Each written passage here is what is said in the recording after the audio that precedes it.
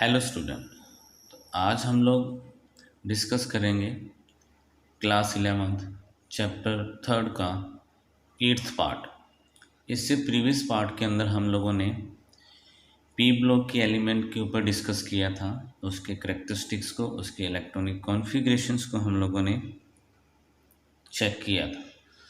तो मैं इसको रिकॉल कर देता हूँ जल्दी जल्दी से। एक्चुअली में पी ब्लॉक को पी ब्लॉक एलिमेंट इसलिए कहते हैं क्योंकि उसका लास्ट इलेक्ट्रॉन एंटर होता है पी ऑर्बिटल्स के अंदर। सेकेंडली, इनकी ग्रुप की जो रेंज है वो स्टार्ट हो रही है ग्रुप नंबर 13 से लेके ग्रुप नंबर 18 तक। और इसका जो जनरल इलेक्ट्रॉनिक कॉन्फ़िगरेशंस का जो फॉर्मूला होता है वो NS2Np126। इट मीन्स S जो हमारे पास ऑर्बिटल होता है वो कंप्लीट होता है, बट पी जो है वो इनकम्प्लीट होता है। करेक्टरिस्टिक्स की अगर हम लोग बात करेंगे तो करेक्टरिस्टिक्स में फर्स्ट इसमें ये आता है कि इसमें मेटल और नॉन मेटल और प्लस में मेटलॉइड्स इंक्लूड होते हैं।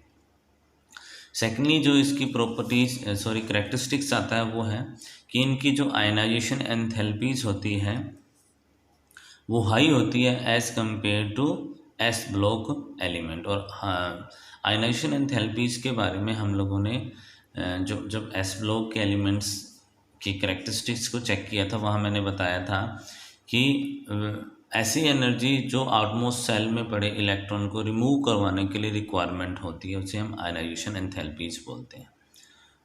ओके, तो इनकी जो आयनाइजेशन एंथैल्पीज होती है पी ब्लॉक के एलिमेंट की वो हाई होती है as compared to S block के एलिमेंट, क्योंकि इसके वैलेंस सेल में एक से ज़्यादा इलेक्ट्रॉन प्रेजेंट होते हैं।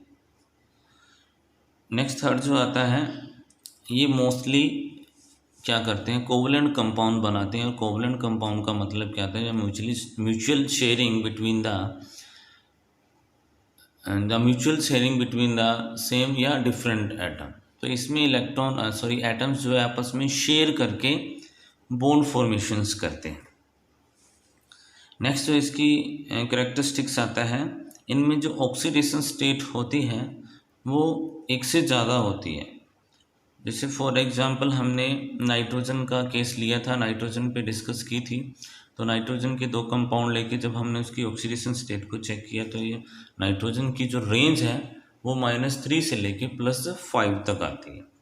नेक्स्ट जो करेक्टरिस्टिक्स आता है वो आता है इसकी जो रिड्यूसिंग प्रॉपर्टीज़ है वो चेंज हो जाती है ऑक्सीडाइजिंग प्रॉपर्टीज़ के अंदर। इट मीन्स वहाँ पे मैंने एक चीज़ भी बताई थी आप लोगों को कि अगर लोअर ऑक्सीडेशन स्टेट है और हायर ऑक्सीडेशन स्टेट है तो लोअर ऑक्सीडेशन वाले रिड्यूसिंग एजेंट को रिप्रेजेंट करेंगे और हायर ऑक्सीडेशन स्टेट वाले किसको रिप्रेजेंट करेंगे, ऑक्सीडाइजिंग प्रॉपर्टीज़ को रिप्रेजेंट करेंगे।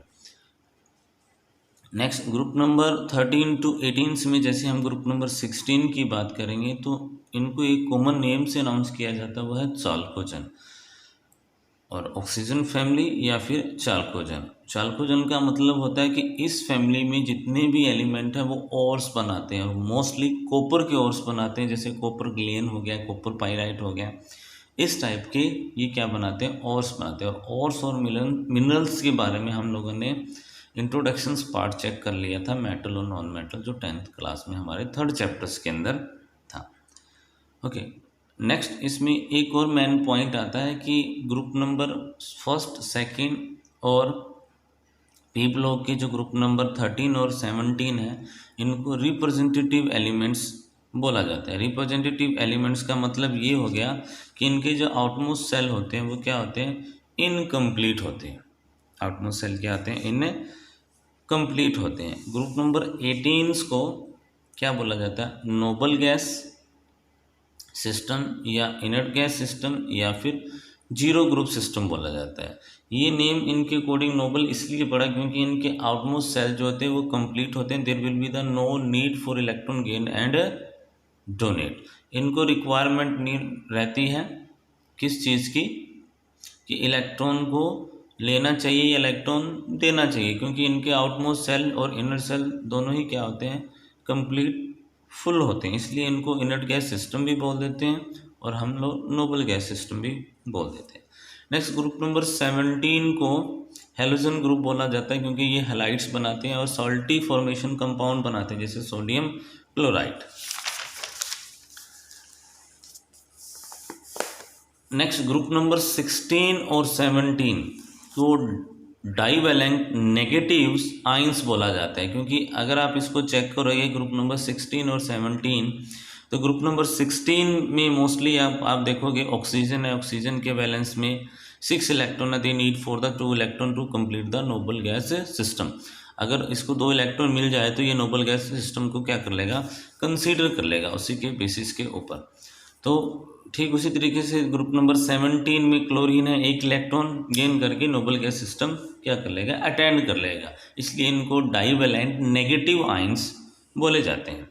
नेक्स्ट इसका इलेक्ट्रॉनिक कॉन्फ़िगरेशन है, वो आप लोग बहुत अच्छी तरीके से जानते हो इलेक्ट्रॉनिक कॉन्फ़िगरेशंस के बारे में, वो सेकंड चैप्टर में किस तरीके से उसको राइट करना है और कैसे उसको रिप्रेजेंट करना है, ये अच्छी तरीके से आप लोग जानते हैं। तो नेक्स्ट हम लोग स्टार्ट कर रहे हैं, एस ब्लॉक के एलिमेंट हो गए, पी ब्लॉक के एलिमेंट हो गए, नेक्स्ट हम स्टार्ट कर रहे हैं डी ब्लॉक के एलिमेंट्स। ओके, तो डी ब्लॉक के एलिमेंट में सबसे पहले वही हमारे पास ये कंडीशन आती है कि डी ब्लॉक के एलिमेंट को डी ब्लॉक ही क्यों बोला जाता है। तो it means last electron enter कर रहा है कहाँ, डी ऑर्बिटल्स के अंदर। बट यहाँ एक सबसे इम्पोर्टेंट चीज़ है कि last electron enter in D block, but यहाँ एक कंडीशन है, इसकी जो सेल होती है ये लास्ट ना होके सेकेंड टू लास्ट होती है।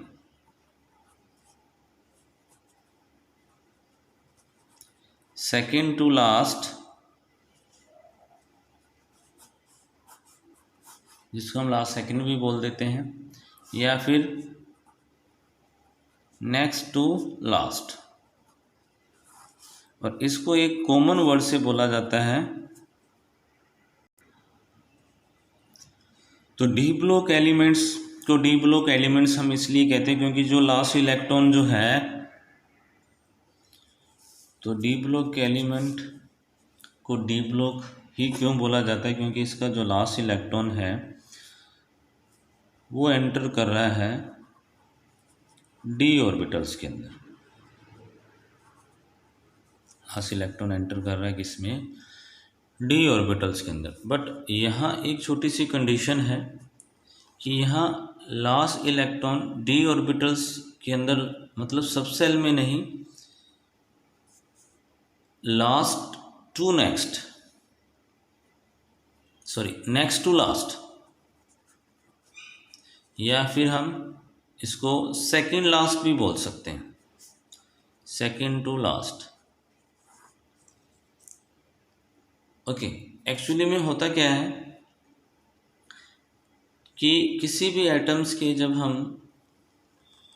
इलेक्ट्रॉनिक कॉन्फ़िगरेशंस के डिस्ट्रीब्यूशंस को चेक करते हैं, जैसे फॉर एग्जांपल किसी भी हमने डी ब्लॉक के एलिमेंट के इलेक्ट्रॉनिक जो डिस्ट्रीब्यूशंस को चेक किया, तो ये तो होगी इसकी क्या, बिल्कुल वैलेंस सेल।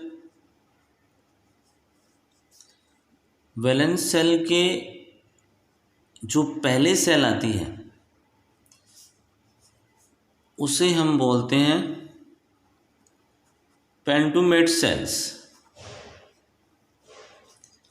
और यही पेंटोमेट सेल जो होती है n-1 डी से रिप्रेजेंट करते हैं, और इसको हम ns से रिप्रेजेंट करते हैं।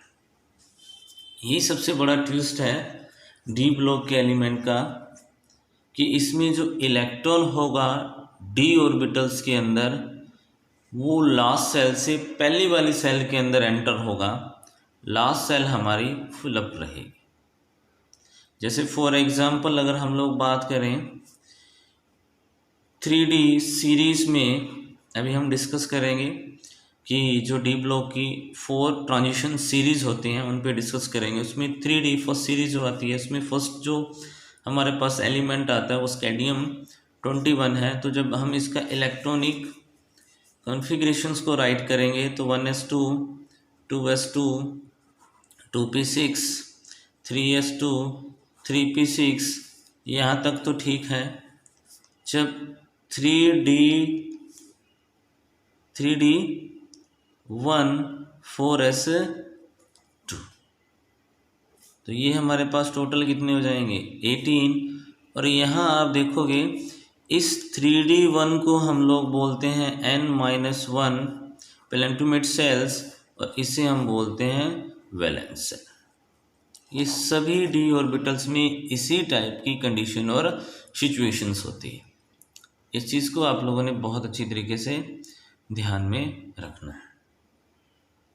और जब हम इसका जनरल इलेक्ट्रॉनिक कॉन्फ़िगरेशंस का फॉर्मूला चेक करेंगे, तब ये हमारे पास फॉर्मूला मिलेगा n-1 d 1 to 10 ns 1 और 2।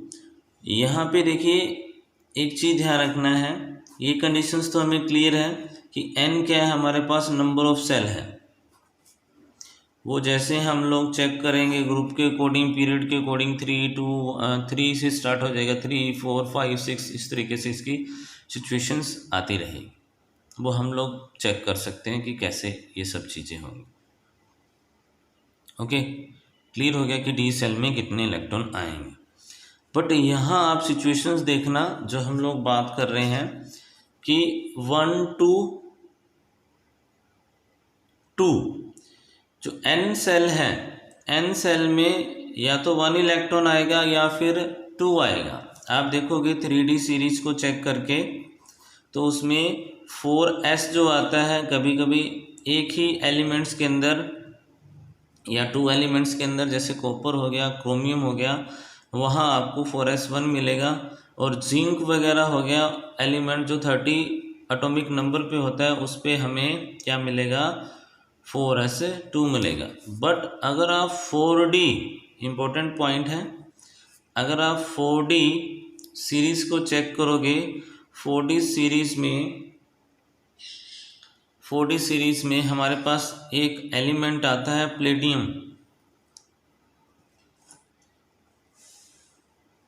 एक एलिमेंट आता है हमारे पास प्लेडियम, जिसका एटॉमिक नंबर 46 होता है। तो इसका जब आप इलेक्ट्रॉनिक कॉन्फ़िगरेशन चेक करोगे, तब ये 4d10 5s2 0 आएगा। तो इट मीन्स कहीं ना कहीं एस भी हमें क्या मिलता है, 0 मिलता है। अगर 0 मिलता है तो यहाँ पे जो इलेक्ट्रॉनिक कॉन्फ़िगरेशन है वो ns 0 और 2 होना चाहिए, क्योंकि कहीं ना कहीं रेंज हमें, चाहे वो 1 एक ही एलिमेंट एक्सेप्शनल केस में हमें मिल रहा है, बट मिल जरूर रहा है कि वो s0 शो कर रहा है।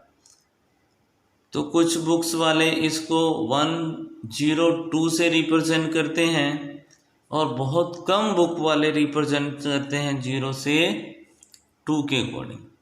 तो आई थिंक सो इलेक्ट्रॉनिक जो कॉन्फ़िगरेशन है वो n-1 d 1 to 10 और ns 0 to 2 होना चाहिए, क्योंकि इसमें 1 भी आएगा, 2 भी आएगा और 0 भी हमें मिल जाता है। ओके, क्लियर हो गया। कुछ मेन और चीज़ें इसमें डिस्कस करते हैं।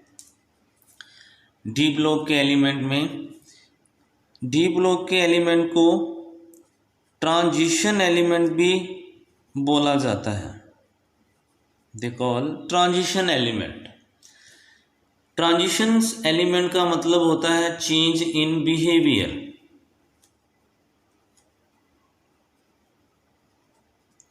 चेंज इन बिहेवियर, ये अपना बिहेवियर चेंज करते रहते हैं। ये अपना बिहेवियर क्या चेंज करते रहते हैं। और सबसे इम्पोर्टेंट चीज़, अगर आप पीरियोडिक टेबल्स को चेक करोगे तो जो ट्रांजिशंस एलिमेंट हैं वो मिडल में हैं, एक ब्रिज का काम कर रहे हैं। किसमें, एस ब्लॉक के एलिमेंट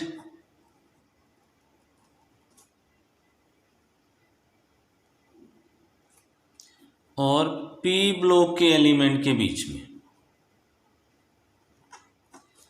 ये क्या कर रहे हैं, ब्रिज का काम कर रहे हैं। कौन से, डी ब्लॉक के एलिमेंट, इसीलिए हम इनको ट्रांजिशंस एलिमेंट भी बोल देते हैं।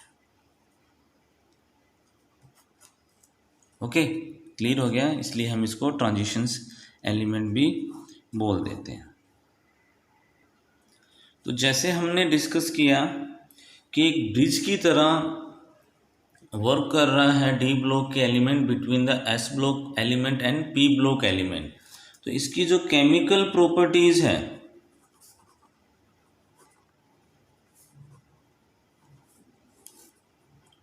ब्रिज की तरह बिहेवियर कर रही है ना। किसके बीच में, जो मोस्ट रिएक्टिव मेटल है, most reactive metal of S block element and less reactive metal, specially group number 13 and 14,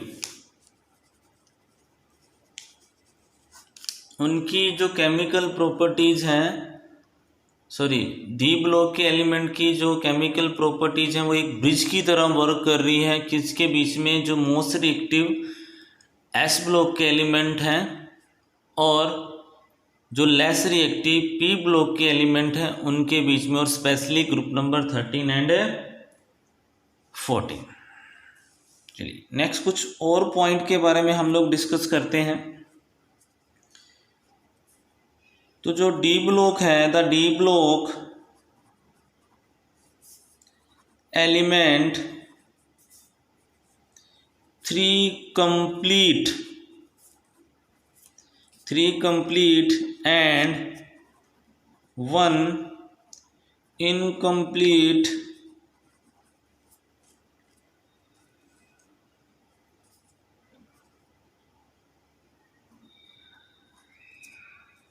row of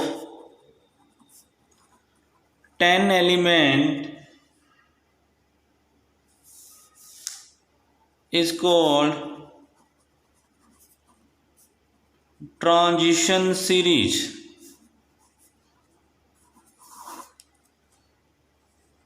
यानी इसमें 3 सीरीज तो कंप्लीट होती हैं और 1 सीरीज जो है वो क्या है, इनकम्प्लीट है। और कॉमन वे में हम इनको बोलते हैं ट्रांजिशन सीरीज। तो इसकी जो फर्स्ट ट्रांजिशन सीरीज है, फर्स्ट ट्रांजिशन सीरीज वो स्टार्ट हो रही है स्केडियम से जिंक तक। इट मीन्स 21 से लेके 30, तो 10 एलिमेंट हो गए हैं इसमें। क्या आ गए हैं, 10 एलिमेंट इसमें कंसीडर हो गए हैं। एक एग्जाम्पल लेके हम इसको कंप्लीट करते हैं ताकि हमें ग्रुप भी पता चल जाए और पीरियड भी क्या हो जाए, कंसीडर हो जाए। जैसे फॉर एग्जाम्पल लास्ट वाले एलिमेंट को चेक कर लेते हैं। 1s2 2s2 2p6 3s2 3p6 3d10 4s2। Total हमारे पास यहाँ कितने हो गए हैं, 30 एलिमेंट्स हो गए हैं। अब यहाँ पे लास्ट इलेक्ट्रॉन किस में एंटर कर रहा है, लास्ट इलेक्ट्रॉन एंटर कर रहा है किस में, डी में। ये हो गया हमारे पास कौन से वैलेंस में, तो ये वाला जो पॉइंट है ये कंसीडर करेगा पीरियड्स को। तो इसका पीरियड कौन सा हो गया, 4th पीरियड। ये चीज़ ध्यान रखनी है, कौन सा पीरियड हो गया इसका, 4th पीरियड। सेकंड जो ट्रांजिशन सीरीज है हमारे पास वो स्टार्ट हो रही है इथीरियम 39 से कैडमियम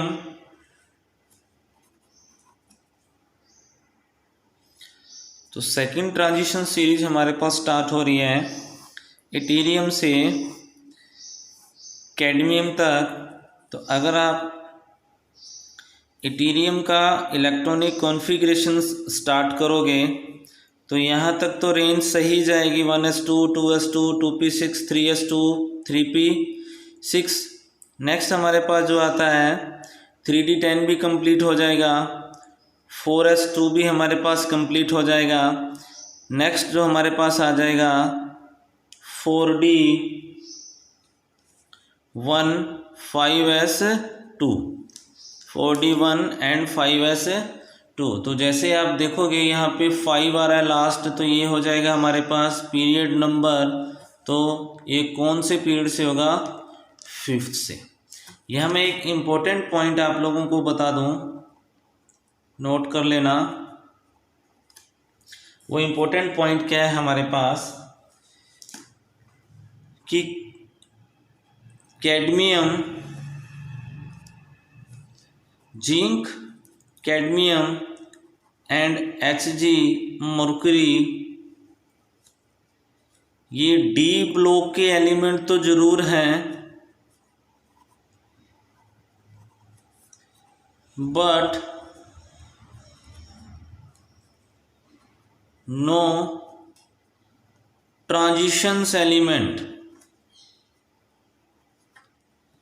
नो ट्रांजिशन एलिमेंट। ये डी ब्लॉक के एलिमेंट तो जरूर है क्योंकि उस ग्रुप के अंदर है, और ये हमारे पास ग्रुप होता है ग्रुप नंबर 12। कितना आता है? ग्रुप नंबर 12, क्योंकि जो डी ब्लॉक है वो हमारा स्टार्ट हो रहा है कहाँ से? 3 to 12 ग्रुप तक। कहाँ से स्टार्ट हो रहा है? 3 to 12 ग्रुप तक। अब ये ट्रांजिशंस एलिमेंट क्यों नहीं है? एक्चुअली में जिन डी ऑर्बिटल्स का electronic configuration D0 and D10 होगा, D0 और D10 होगा, वो ट्रांजिशंस एलिमेंट नहीं होंगे, क्योंकि ट्रांजिशन एलिमेंट वही एलिमेंट होंगे जिनमें डी ऑर्बिटल क्या होगा? वैकेंट होगा।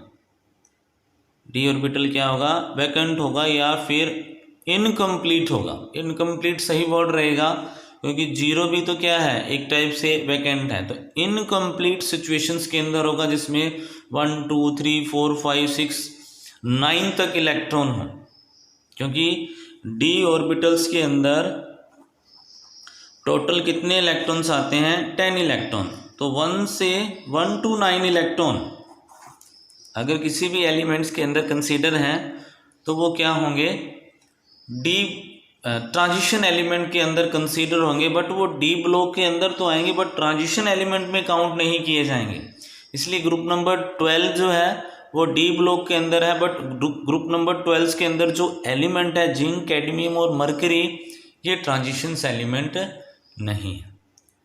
अब दिमाग में ये चीज़ भी आ रही है कि कुछ सिचुएशंस में, एक्सेप्शनल केस में, जो एनर्जी सेल के इलेक्ट्रॉन है, जैसे 4s एनर्जी सेल से इलेक्ट्रॉन 3d में आ जाते हैं या 3d से 4s में चले जाते हैं, तो वो एक एक्सेप्शनल केस में जिसमें वो डी कंप्लीट कर लेता है, क्योंकि स्टेबिलिटी गेन करने के लिए हाफ फील्ड और फुल फील्ड दो टाइप के इलेक्ट्रॉनिक कॉन्फ़िगरेशन होते हैं। उसको मैं एक्सप्लेन कर दूं। हाफ फील्ड और full field, suppose S1 S2 P3 P6 D5 D10 F7 F14। Okay, हमें पता है कि टोटल इलेक्ट्रॉन्स जो s ऑर्बिटल में हैं वो 2 हैं, तो हाफ कितने हो जाएंगे? 1। ठीक उसी तरीके से 6 हैं तो 3, 5 है तो 10, 7 है तो 14। ये हो जाएगा हमारे पास हाफ फील्ड, और ये हो जाएगा हमारे पास फुल फील्ड। तो अगर हाफ फील्ड और फुल फील्ड दोनों में से कोई भी सिचुएशंस आती है तो वो उसकी स्टेबल इलेक्ट्रॉनिक कॉन्फ़िगरेशन होगी, यानी इस सिचुएशंस में इलेक्ट्रॉन को ऐड करना और इलेक्ट्रॉन को रिमूव करना ज़्यादा एनर्जी की रिक्वायरमेंट पड़ेगी। ओके, तो उस कंडीशंस में जो 4s से एनर्जी सेल से या 5s से एनर्जी सेल से या 6s के एनर्जी सेल से इलेक्ट्रॉन एक्साइट होके या फिर एक्सचेंज होके 3D में, 4D में, 5D में चले जाते हैं ताकि d ऑर्बिटल्स की स्टेबिलिटी को गेन करवा सके। ओके, क्लियर हो गया। नेक्स्ट अपने सीरीज के ऊपर चलते हैं। नेक्स्ट थर्ड जो ट्रांजिशन सीरीज है वो स्टार्ट हो रही है La लेंथेनियम 57 से हाफनियम 72 तक, हाफनियम 72 तक। तो आप जब लेंथेनियम का इलेक्ट्रॉनिक कॉन्फ़िगरेशंस देखोगे तो वही चीज़ हमारे पास कंसीडर होगी कि 5D1 एंड 6s2। लास्ट वाले में हमने चेक किया था किसमें, कैडमियम के अंदर, वहाँ सिचुएशंस हमारे पास आ रही थी 4D, और यहाँ है सॉरी इसमें एटीरियम में 4D1 5s2 और यहाँ आ रही है 5D1 6s2। ओके, तो 6 है तो किस में कंसीडर हो जाएगा ये, 6 पीरियड्स के अंदर। 3 ट्रांजिशन सीरीज तो कंप्लीट हैं। फोर्थ की बात करेंगे तो ये क्या है हमारे पास, इनकम्प्लीट हैं, बस ये चीज़ ध्यान रखनी है। और ये हमारे पास स्टार्ट हो रही है एक्टिनियम 89 से 112 एलिमेंट्स तक, 112 एलिमेंट्स तक। पहले इसको रदरफोर्डियम 104 तक मेंशंस किया गया था, फिर उसके बाद इसको कंप्लीट कर दिया 112, और अब ये किसके अंदर आती है, लगभग 118 तक एलिमेंट इसके अंदर कंसीडर हो जाते हैं। तो आप देखो जब इसका इलेक्ट्रॉनिक कॉन्फ़िगरेशंस को चेक करोगे तो ये 6D1 7s2, तो 7 आ गया तो ये किस में आ जाएंगे, 7 पीरियड्स के अंदर। तो जब हमने पीरियोडिक टेबल का इंट्रोडक्शंस पार्ट को चेक किया तो आपने देखा था कि जो पीरियड 7 जो है वो इनकम्प्लीट है और काफ़ी लॉन्ग है। जो इनकमिंग एलिमेंट होगा वो इसी पीरियड्स के अंदर क्या होगा, एडजस्ट होगा। ओके, क्लियर हो गया। नेक्स्ट इसके कैरेक्टरिस्टिक्स को चेक करते हैं। तो कैरेक्टरिस्टिक्स से पहले एक इम्पोर्टेंट पॉइंट और नोट कर लेना कि डी ब्लॉक के अंदर जितने भी एलिमेंट हैं, all the element are metal,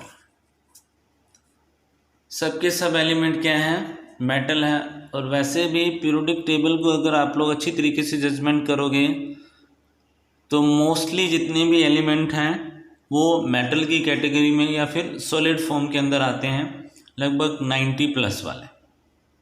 okay, लगभग 90 प्लस एलिमेंट जो होते हैं। तो जो फर्स्ट इसमें जो हमारे पास कैरेक्टरिस्टिक्स आता है, they metal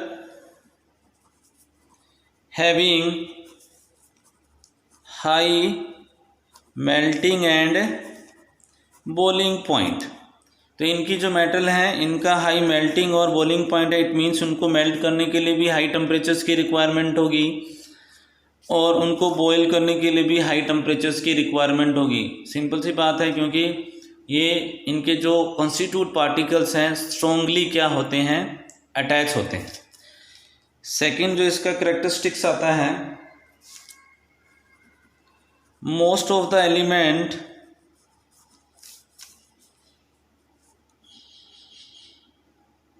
in to form colored compound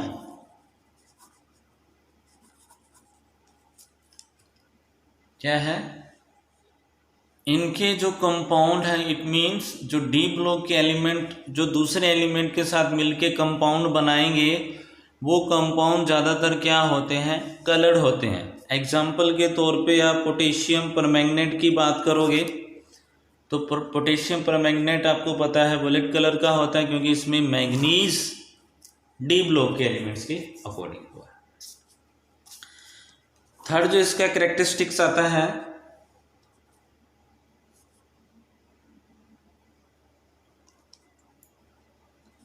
they have good tendency to form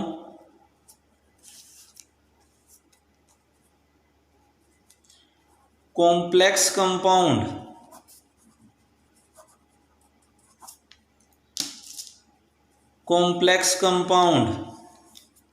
अब ये कॉम्प्लेक्स कंपाउंड क्या होते हैं, इसको एग्जाम्पल के थ्रू हम लोग चेक कर लेते हैं।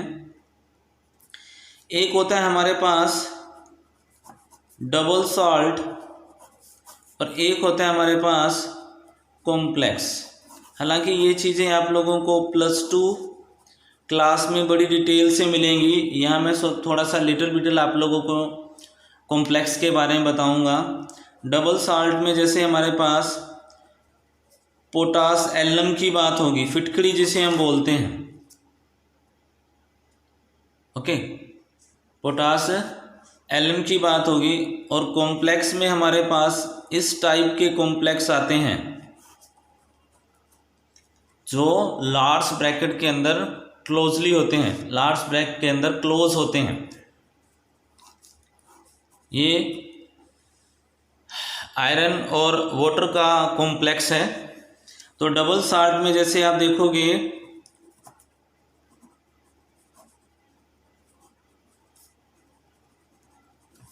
ये डबल सॉल्ट का हमारे पास फॉर्मूला है। तो जैसे फिटकरी को पानी के अंदर हम डिसॉल्व करेंगे तो इनका कंप्लीट आयनाइजेशन हो जाएगा।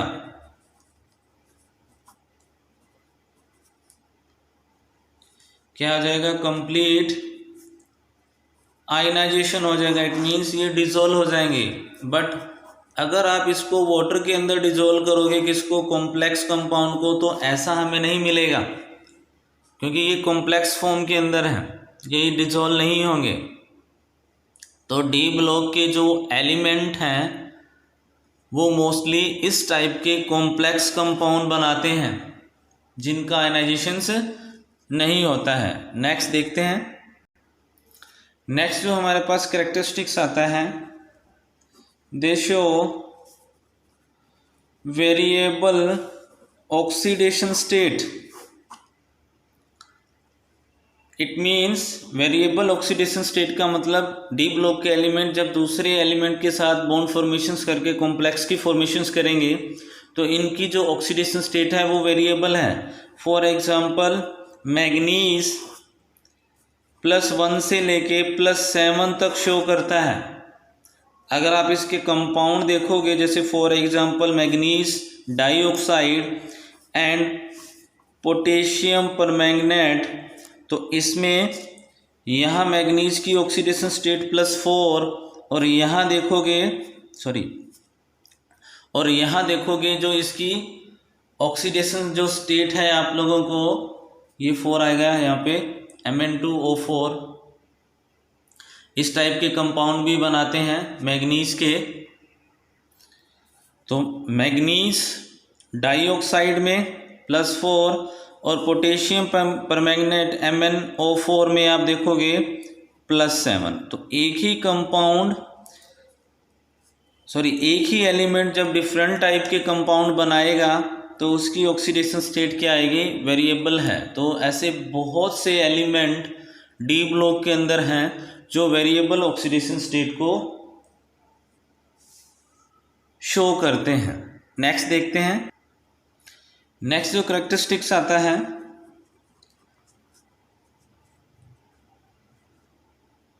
देयर कंपाउंड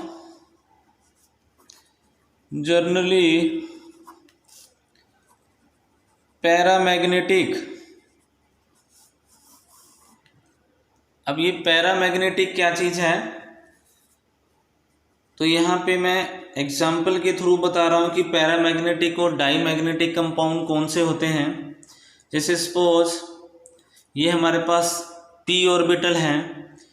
p ऑर्बिटल में जब हम इलेक्ट्रॉन्स को फिल करते हैं, अगर हमारे पास इस टाइप से सिचुएशन आए, अगर सिंगल इलेक्ट्रॉन मिले तो ये पैरामैग्नेटिज्म होगा, यानी पैरामैग्नेटिक होगा। इस तरीके से आए तो भी ये पैरामैग्नेटिक होगा। ओके, अगर ये सिचुएशन आए अनपेड इलेक्ट्रॉन तो भी ये पैरामैग्नेटिक होगा, और अगर ये सिचुएशन आए तो भी ये पैरामैग्नेटिक होगा। और अगर लास्ट में हमारे पास ये सिचुएशन आती है, सारे के सारे ऑर्बिटल्स फुल हो जाएं, एक भी सिंगल इलेक्ट्रॉन हमें ना मिले, तब ये डायामैग्नेटिक हो जाता है। ओके, किसी भी ऑर्बिटल्स के अंदर अगर हमें कोई सिंगल इलेक्ट्रॉन मिलता है तो वो पैरामैग्नेटिक होगा, अगर सारे ऑर्बिटल फिलअप होंगे तो वो डायामैग्नेटिक होगा। तो यहाँ डी ब्लॉक के एलिमेंट मोस्टली आप लोगों को क्या मिलेंगे, पैरामैग्नेटिक मिलेंगे। इट मीन्स डी ऑर्बिटल्स में जो डी ऑर्बिटल्स है वो फुल आप लोगों को कंप्लीट अगर मिल जाता है, जैसे जिंक कैडमियम उनका केस है, ऐसा नहीं है कि नहीं मिलेंगे, बट वो पैरामैग्नेटिक में नहीं आएंगे, किस में आएंगे, डायामैग्नेटिक के अंदर आएंगे। ओके, नेक्स्ट देखते हैं। नेक्स्ट जो हमारे पास आता है, कहता है जी मोस्ट ऑफ द एलिमेंट या फिर ट्रांजिशन एलिमेंट